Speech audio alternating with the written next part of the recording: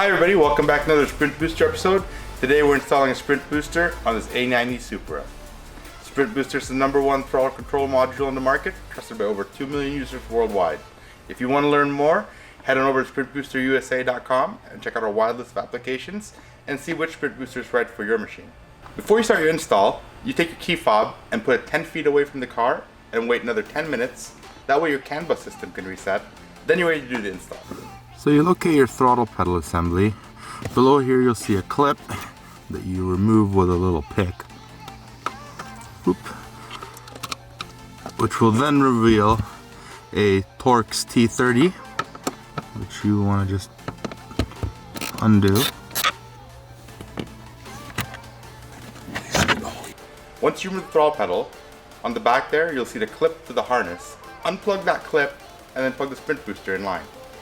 Plug your controller into the Sprint Booster. Make sure you check that your Sprint Booster is set to the automatic setting if you have an automatic car like us, or to the manual setting if you have a manual car. Just flick the switch and decide it, and run it up to your dash and mount it on there with the provided adhesive.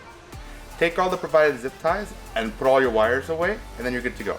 What separates the Sprint Booster from the competition is that we have pedal lock mode and valet mode, along with the two modes, Sport and Race, which each has 9 different settings, so you can dial in the sensitivity of your Sprint Booster to what feels best for you. Alright guys, well that's it. Thanks for checking out the Sprint Booster install. Don't forget to like, comment, and subscribe down below if you enjoyed what you saw. And let us know down in the comments what other machines you'd like to see. Thanks guys, have a great day. Get a Sprint Booster.